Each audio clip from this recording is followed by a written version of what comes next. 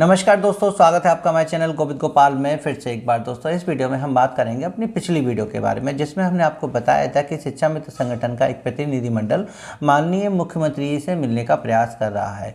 ये डेट 14 फरवरी थी, लेकिन किसी कारणवश इस डेट को हटा दिया गया और 15 फरवरी कर दी गई। यानी आज 15 फरवरी को ये प्रतिनिधिमंडल माननीय मुख्यमंत्री से मिला है और इस मुलाकात में जो 20 मिनट की जो वार्ता है उसमें माननीय मुख्यमंत्री जी ने क्या क्या कहा है, संगठन ने क्या कहा, दोनों के बीच वार्ता सकारात्मक रही या नकारात्मक रही, सारी जानकारी हम आपको इस वीडियो में देंगे। और भी कई बातें हम इस वीडियो में आपको बताएंगे। बस इस वीडियो के अंत तक बने रहिएगा। चैनल पर नए हो तो चैनल को सब्सक्राइब कर लीजिए। वीडियो अच्छी लगे तो प्लीज़ इसे लाइक और शेयर करना मत भूलिएगा। तो चलिए शुरू करते हैं। सबसे पहले हम बताना चाहेंगे कि हमने अपनी पिछली वीडियो में आपको बताया था कि माननीय मुख्यमंत्री से जो प्रतिनिधिमंडल मिलने जा रहा है वो आदर्श समाजिक शिक्षक शिक्षामित्र वेलफेयर एसोसिएशन का है। उसमें 6 लोग हैं। आप स्क्रीन पर नाम दे सकते हैं। जितेंद्र शाही जी की अध्यक्षता में ये प्रतिनिधिमंडल माननीय मुख्यमंत्री से मिलने का कार्य करेगा। और 15 फरवरी आज आ गई और इस दिन आज माननीय मुख्यमंत्री से प्रतिनिधिमंडल की मुलाकात हो गई। जो पिछले कई महीनों से प्रयास हो रहा था कि बस कैसे भी करके माननीय मुख्यमंत्री से मुलाकात हो जाए तो शायद कुछ सकारात्मक परिणाम सामने शिक्षा मित्रों के आ जाए, लेकिन जाहिर सी बात है कि कुछ नाराज़गी तो मुखिया की झेलनी ही पड़ती है शिक्षा मित्रों को, जब शिक्षा मित्रों का नाम राजनीतिक तौर से जुड़ा हुआ है किसी न किसी रूप में। तो माननीय मुख्यमंत्री जी और प्रतिनिधिमंडल के बीच जो वार्ता हुई है उसमें सबसे पहला पड़ाव तो यही था कि माननीय मुख्यमंत्री जी ने कहा कि आप लोग राजनीति करना छोड़ दीजिए, राजनीति छोड़िए और जो आपको कार्य दिया गया है यानी कि विद्यालय में शिक्षण कार्य का, आप उस कार्य को मन लगा के कीजिए। हमें आपका पूरा ध्यान है। माननीय सुप्रीम कोर्ट के द्वारा आपको हटा दिया गया, लेकिन फिर भी हमने विद्यालय में आपको रखा है और आपका मानदेय बढ़ाया है। तो निश्चित तौर पर हम आपके लिए आगे सोच रहे हैं और जल्द ही कुछ आपके लिए हम अच्छा करने जा रहे हैं। लेकिन सबसे जो ज़्यादा नाराज़गी थी वो थी कि आप राजनीति से थोड़ा अलग रहिए। तो ये बात तो शिक्षा मित्र सब अच्छी तरह जानते ही हैं कि शिक्षा मित्रों का नाम राजनीतिक तौर पर किस तरह से लिया जाता है और किस प्रकार से शिक्षा मित्र 2 राजनीतिक पार्टियों के बीच में एक फुटबॉल बन के रह गई और उसका खामियाजा अब शिक्षा मित्रों को भुगतना पड़ रहा है। और कुछ ना कुछ गलतियां रही हैं, ऐसा नहीं, कुछ ना कुछ गलतियां शिक्षा मित्रों की भी रही हैं, जिसकी वजह से इतने लंबे समय तक ना तो शिक्षा मित्रों की मानदेय वृद्धि हो पाई और ना ही कोई उनके लिए अच्छा परिणाम सामने आ पाया है। इस बात को शिक्षा मित्र मानते भी हैं और उन्होंने प्रतिनिधिमंडल ने इसके लिए माननीय मुख्यमंत्री से माफ़ी भी मांगी है। उन्होंने कहा कि आप हमारे मुखिया हैं और संरक्षक हैं, आप निश्चित तौर पर हमारे लिए कुछ बेहतर ही सोचेंगे। ये भी कहा जाता है कि शिक्षा मित्रों के प्रति नाराज़गी का जो कारण है वो ये भी हो सकता है कि विधानसभा सत्र में हमेशा शिक्षा मित्रों के जो सवाल उठते हैं वो सपा पार्टी के द्वारा ही क्यों उठते हैं, या कह लीजिए जो भी सवाल उठते हैं उनका जवाब समान रूप से माननीय वित्त शिक्षा मंत्री जी को हर बार सदन में देना पड़ता है। ये एक इरिटेटिंग वाला मैटर है और सरकार को परेशान करने वाला मैटर है कि सवाल वही है, जवाब वही है, लेकिन हर बार उसी बात का हंगामा बनाया जाता है। अगर विपक्ष वास्तव में शिक्षा मित्रों के लिए कुछ बेहतर करना चाहता है तो वो अपने सवाल पूछने का तरीका बदलें, अपने सवाल बदलें, ताकि सरकार से अंदर तक की जानकारी सामने बाहर आ सके।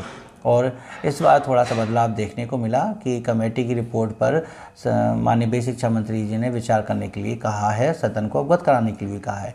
तो कहीं ना कहीं इरिटेटिंग का मामला होने की वजह से सरकार इस बात से भी नाराज़ होती है। अब विद्यालय में रहकर अपने शिक्षण कार्य को पूरे निष्ठा और ईमानदारी के साथ करता है, बीएलओ का कार्य करता है, अन्य जो कार्य मिलते हैं वो करता है, सिर्फ उसी 10,000 रुपये के अल्प मानदेय में। लेकिन इन सब के बदले अगर वो माननीय मुख्यमंत्री से आशा भरी निगाहों से देखते हुए कुछ मानदेय बढ़ोतरी या अपने स्थायीकरण या सुरक्षित भविष्य के लिए कुछ कहना चाहता है तो उसमें कोई भी गलत बात नहीं है।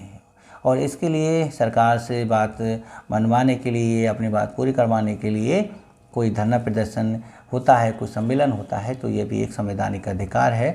अपने मुखिया से बच्चा जिद करके कुछ ना कुछ मांगता है ही। वार्ता चलती रही है, लेकिन जो मुख्य बिंदु था उनके द्वारा वो यही कि आपके लिए सकारात्मक कार्य जो होने जा रहा था उसकी शुरुआत हो गई है और जल्द ही आपके सामने वो भी आ जाएगा।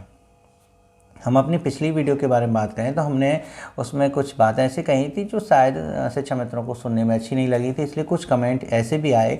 इसमें उन्होंने कहा था कि आप शिक्षा मित्रों को क्यों हताश कर रहे हैं, क्यों ऐसा बोल रहे हैं कि वो और निराशा में आ जाएं। देखिए, ये मैंने पहले भी बताया था और कल की वीडियो में भी बताया था कि माननीय मुख्यमंत्री से मुलाकात एक औपचारिक होगी, बस एक औपचारिकता ही होगी, क्योंकि इसमें माननीय मुख्यमंत्री जी आपको सीधे सीधे शब्दों में नहीं बताएंगे कि क्या होने जा रहा है और क्या होगा, लेकिन इतना हमें अंदाज़ा लग रहा था कि हो सकता है कि इस मुलाकात में माननीय मुख्यमंत्री जी शिक्षा मित्र प्रतिनिधिमंडल से ये ज़रूर कहेंगे कि उच्च न्यायालय के आदेशानुसार कमेटी का गठन हो गया है, अब कमेटी जो रिपोर्ट देगी हम उस पर विचार करेंगे और आपके लिए अच्छा परिणाम सामने लेके आएंगे।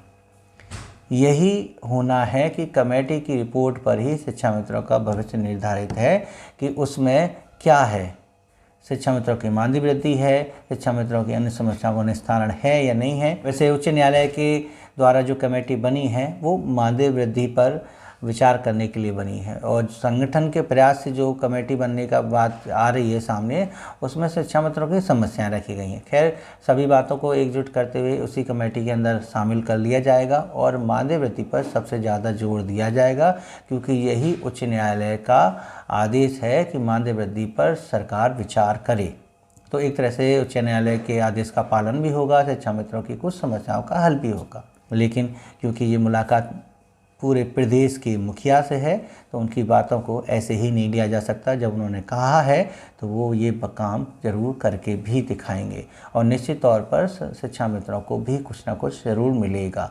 लेकिन जो मुख्य सवाल था वो उसका जवाब हमें आज तक अभी तक नहीं मिला कि क्या आचार संहिता लगने से पहले कमेटी अपनी रिपोर्ट सौंप देगी, क्या आचार संहिता लगने से पहले माननीय मुख्यमंत्री जी शिक्षा मित्रों के लिए कुछ घोषणा कर पाएंगे। ये सवाल का जवाब आज की मीटिंग के बाद भी पदाधिकारियों ने नहीं दिया है। ये भी बताया गया है कि सरकार अगर शिक्षा मित्रों के लिए कुछ करेगी तो उसके लिए चुनाव जो है मायने नहीं रखते हैं, क्योंकि प्रदेश में अभी ये सरकार और चल रही है और केंद्र में तो निश्चित तौर पर जो है सरकार फिर से वापस आ रही है, ऐसा लग रहा है। तो इसलिए अभी जो है कोई चुनावी मुद्दा इसको नहीं बनाया जाएगा, ना चुनावी लॉलीपॉप कहा जाएगा। लेकिन शिक्षा मित्रों के लिए जो भी अब हो रहा है वास्तव में कार्य धरातल पर हो रहा है, तो थोड़ा सा और इंतजार करना पड़ेगा शिक्षा मित्रों को, जल्दी ही उनके लिए कोई ना कोई खुशखबरी सुनने को मिल जाएगी। फ़िलहाल बस आप हमारे चैनल से बने रहिएगा ताकि हम वो खुशखबरी आपको सबसे पहले दे सकें। चैनल को सब्सक्राइब करें, वीडियो को लाइक करें और शेयर करें, और कोई सवाल हो आपका तो नीचे कमेंट करके ज़रूर पूछिएगा, उसका जवाब हम देने का प्रयास करेंगे नीचे ही कमेंट करके या फिर अगली वीडियो में। तो बने रहिएगा, मिलते हैं आपसे अगली वीडियो में ऐसे ही कुछ नए अपडेट के साथ। तब तक के लिए नमस्कार, जय हिंद।